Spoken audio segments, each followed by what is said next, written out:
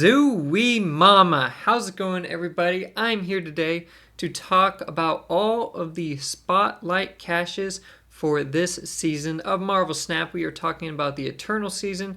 So here is every single week with the new card, the two existing cards featured in the spotlights with it, as well as all of their spotlight variants. So I'm going to go through each one, just give a close-up of the artwork, give my thoughts on which cards and which weeks are going to give you the most value for chasing after to add some good cards to your collection. And of course, we're going to be talking about the variants as well. So let's go ahead and get started with the Spotlight Week we are currently in, which is right now, June 4th to June 11th, with Thena, Grandmaster, and MODOK. So you're probably already familiar with Thena because she did just come into the game, but she's a 2-cost 1 power card with the ability that after each turn, she will gain plus 3 power if you played exactly 2 cards that turn. Now we're going to see how well she performs, and it's going to take some time to really know, but you hopefully have a couple days knowledge.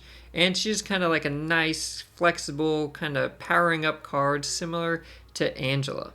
On the left here, we can see Thena's Spotlight variant, as well as the Grandmaster and MODOK variants that are currently in the Spotlight caches. And in terms of variants, these are good. I mean, this Thena variant for Spotlight is nice. I really like it. And the Grandmaster and MODOK one are fine as well. I mean, there's just good variants this week. That's great to see. In terms of the competitive value of these cards or what they add to your collection, Thena, again, still a bit unknown. You may be formulating some opinions already. But Grandmaster and MODOK, they're not needed, but they're not horrible, right? MODOK is obviously just for discard. He's pretty niche in that sense.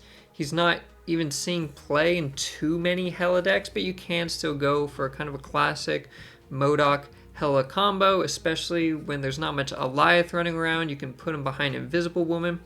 That still exists. And if Hela does get nerfed one day, the weight might be put back onto MODOK to kind of carry the discard archetype. So that's something to consider. Grandmaster, he's kind of niche, maybe a bit more flexible than MODOK, and he's fun to play around with, but he is replaceable. He's an alternative options in deck. So just in terms of competitive value, I think it's just okay. So here's the overview of my ratings for this first week. Again, Thena, kind of unknown, but I'm guessing she's pretty good. Grandmaster and MODOK, yeah, kind of. If it suits your playstyle, go for it. But if not, you definitely don't need it. I like the variants more than I like the competitive level of the cards this week. Coming out the following week, we have Circe, who's a 5-cost 7-powered card with the ability, on reveal, transform your other cards here at her location into random cards that cost 1 more if you're able to do so, okay? If there are cards that cost 1 more than them. And, this card's pretty crazy. A lot of people have this card really low. I think she's going to be really bad.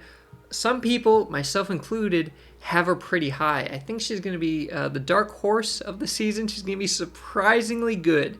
I really do think she's going to be good. I have her as my number 2 strongest card of the season. We're obviously going to have to wait and see, and I'll give more details in my full preview for her. But let's talk about this Spotlight cache.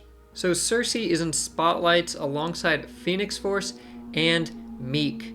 Now, I like all these variants, okay? I think they are great. I think they're amazing. I don't like the Circe base art too much, but this variant I really like, and I think when it's animated, the apples might be floating around.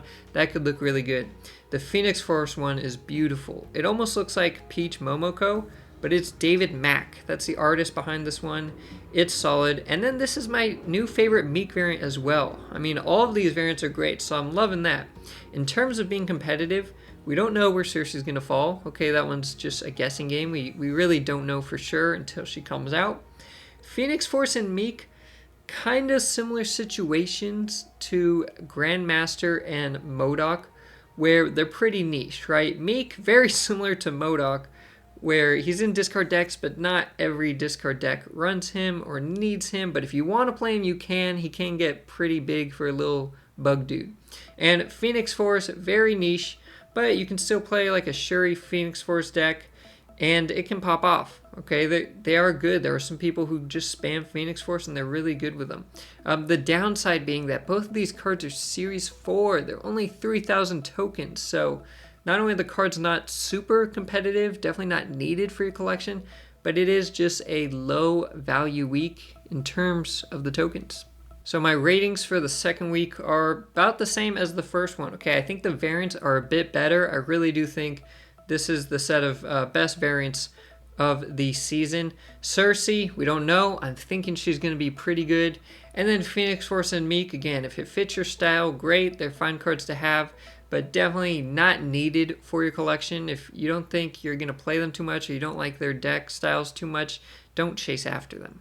Coming to Spotlights on June 18th, we have Makari, a 3-cost, 3-powered card with the ability that after the turn, she will run from your hand to a random location if there's space for her, okay, if it's possible. This is very interesting. It's kind of like M'Baku, but she goes from your hand and she goes on whatever turn you drew her, basically. If she was in your hand at turn 1, at the end of turn 1, she's going to play herself to a random location. That could be good, that could be bad. Either way, you're getting this free 3 power on the board, and she is a 3-cost card. She does get powered up by Silver Surfer. Now, I personally do not have her very high up on my list for cards this season. I think she might be the worst one, and I'll go into more details of that during my card review video, but that's Makari. And coming to Spotlights with Makari is X23 and Gladiator. Now, in terms of the variants, I'm not liking this Makari one. It's her Spotlight variant. It's her first variant coming to the game in that sense. I like her base art more. I like her base art more than this variant. Maybe that's just me, okay, but I'm not feeling this one. The X23 one is really nice. I think a lot of people might chase after the X23 one. She has some good variants already, and this one is no exception. And the Gladiator one is pretty mid to me as well. A lot of his variants are like this. He's kind of just like floating there, right? They show him, his little mohawk and his cape, and he's just kind of floating. I mean, this looks like his other variants. He just doesn't have great variants, and I don't think this one's great. We'll see how it looks animated. Maybe this one looks better animated, but I'm not really feeling these variants here. But in terms of being competitive, besides Makari, who could be surprisingly good, but I don't have her very high up, X23 and Gladiator are great to have. If you're playing Destroy, or you want to be playing Destroy, you basically need X23. Okay, she is that good for the archetype.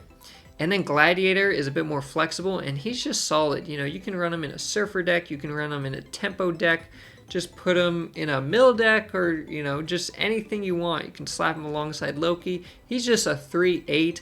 Sometimes that doesn't turn out great if you pull something big, but that's kind of rare. And so these are great pickups in terms of the competitive aspect. One thing to note, Gladiator just dropped down from being a Series 5 card to now a Series 4 card, so he is only 3,000 tokens, but I think it's still a good pickup if you can chase after him and X23 in the Spotlights. So in terms of the card value for the week of June 18th, I think it's great, okay? We're going to see how Makari does. I don't have high hopes, but either way, the Spotlight caches have X23 and Gladiator, okay? That is just great competitive value. In terms of the variants, pretty lackluster, except for the X23 one, in my opinion. Okay, art is subjective, but that's how I think this is. Maybe the weakest set of variants I've gone over so far, but the best set of featured cards. Next up are the Spotlights coming to Snap on June 25th, where Phastos is the new card coming out, a 3-cost, 3-powered card with the on reveal ability to give each card in your deck -1 cost or +2 power. So he's kind of like an Okoye on steroids, right? If he is just given the power, it's +2, but some cards he will give -1. You do have to draw the cards to play it. There are a lot of people who have Phastos as the best card coming out this season. Okay, I've seen a lot of that. I read you guys' comments. I know a lot of you guys are hyped for him. Personally, I think he's kind of in the middle. I don't think he's bad. I don't think he's amazing, but I could be wrong. Okay, we're going to have to wait and see for Phastos. He could end up being the best card and insanely good. He could also kind of flop, right? It's just, he kind of has potential where I don't know if there is just a middle area. He's going to be really good or really bad. So we're going to have to wait and see. But either way, it's a very interesting ability. Now, Phastos is coming to Spotlights alongside Spider-Ham and Corvus. This is another one where I don't like Phastos' Spotlight variant as much as I like his original. Okay, just like with Makari, I think his base artwork is a bit better, okay? He's bigger, he's holding his hammer more coming out of the card. We've got more of the lightning coming out in his base artwork. I think it's probably going to look better animated. So I'm actually not a fan of this Spotlight variant. The Spider-Ham one as well. I'm not a fan of this, okay? And to be fair, Spider-Ham does have a good number of variants in the game, so we already have some really good ones for him, okay? So it's kind of tough competition. I don't like the empty background. I mean, maybe if you're getting the card gold, well, it's already gold, right? So are you just not going to split it? It's basically already gold. If you get it inked, it's just a black background. I don't know. It's kind of weird, the empty background for me, and I don't even like really how Spider-Ham is drawn too much. The Corvus Glaive one is nice, okay? And this artist, I think, has other variants coming out for Black Order characters. So this one's actually pretty good. I'm not a fan of the Phastos or Spider-Ham. Now, in terms of being competitive, it's pretty good. Again, Phastos, we don't know. Maybe he's great. Maybe he's horrible. Maybe he's in between. Spider-Ham is solid. Bit of a tech card, doesn't see too much play, does get countered by Mobius, but with the recent changes to Thanos, he's usually going to be the leftmost card in your opponent's hand. You may start playing Spider-Ham again, as long as they don't have Mobius, because that would give them a free 0-10 pig if you did ham their Thanos and they had Mobius on board. And Corvus Glaive is a nice competitive card that you can play in a discard deck. You can play alongside Hela. He's strong, definitely a good pickup there. So for this Spotlight week, I think the cards are pretty good. I think Corvus is really carrying it. Phastos, we're going to have to see. And Spider-Ham is fine. Not needed, but can be good and can just be a good tech card, especially in Conquest mode. If you get a good matchup, you might just wreck someone with Spider-Ham. And the variants are just okay. I'm really just liking the Corvus one here and not the other two. And in the last week of the Eternals season, which actually starts in July, on July 2nd, we have Arishem coming out. You've probably already heard about him. He's super exciting. I think everyone and their moms should go and get Arishem because it's going to be crazy, okay? He is a 7-cost, 7-powered card with the ability that at the start of the game, you get +1 max energy from the start. And he will shuffle 12 random cards into your deck. So half of your deck are cards that you put in there. The other half of your deck are random cards that you're going to be drawing, but you've got this boost of energy, right? Turn 1, you've got 2 energy. Turn 2, you got 3. I mean, you've already ramped up quickly.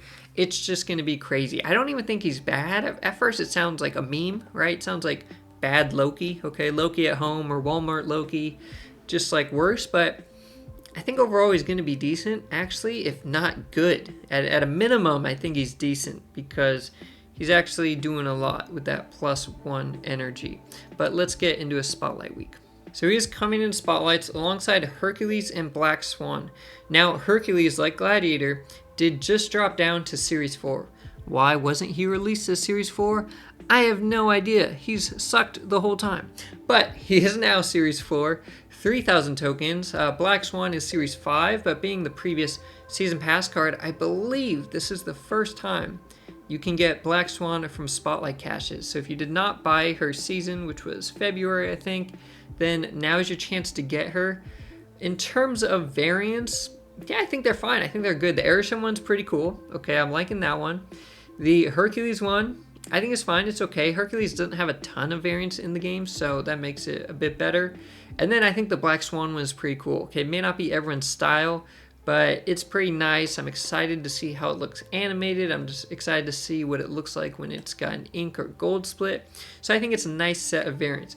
In terms of being competitive, I don't know why they're doing Arishem like this. I mean, maybe they just know people are going to chase after Arishem no matter what, because Hercules is doo-doo and Black Swan is doo-doo. There, I said it. I'm a hater, okay? I don't think you need these cards in your collection. I could not tell you a deck right now that runs these cards, okay? Even a lot of times move decks, they're just running like Phoenix Force, multiple man stuff. I haven't seen Hercules played against me in forever, and same thing with Black Swan. I think they need another buff. Hercules got buffed right away. He needs another one, or make him cheaper. Black Swan, make her cheaper. Do something. I do not think Hercules or Black Swan are worth chasing after whatsoever. So my ratings for the final week of the Eternal season are that the competitive value of the cards coming out probably suck, okay? The only unknown is Arishem, who is probably very good. If not very good, he's decent and very entertaining and enjoyable. So he is worth chasing after, but of course he's not in the game yet. It is an unknown, so I'm not counting him too much in my 1-star rating for the value of cards here.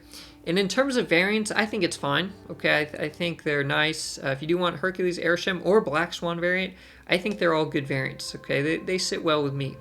So looking at the whole season, it looks okay. In terms of the new cards coming out, I think they have potential, right? Cersei, Arishem, Phastos, they all have good potential. They're pretty exciting, entertaining cards. In terms of the Spotlight weeks, I think the most sought after will be this June 18th, which is with Makari, and that might make sense. If Second Dinner thought everyone's chasing after Arishem because he's good or at least really fun, they paired him with 2 bad cards. Whereas if they think people aren't going after Makari because there's a good chance she's bad, they pair her with 2 good cards to make the Spotlight week worth chasing after. Okay, we've seen this before a bit, so it's not really surprising. And that kind of gives you a hint that maybe Second Dinner doesn't think Makari is going to be very good because they paired her with good cards. But I do think that is the week that's the most worth chasing after if you're not just chasing after specific variants, in which case I think the Cersei week has the best variants. So let me know what you think in the comments down below, which Spotlight weeks you are saving your keys for, which cards, new cards or existing cards, you are chasing after the most. Okay, one of these is just like a must-have for you. You can open as many caches as it takes to get it, or if one of these variants you think is insane and you're chasing after that. Let me know what you think in the comments down below, and until then, stay positive. I'll see you next time.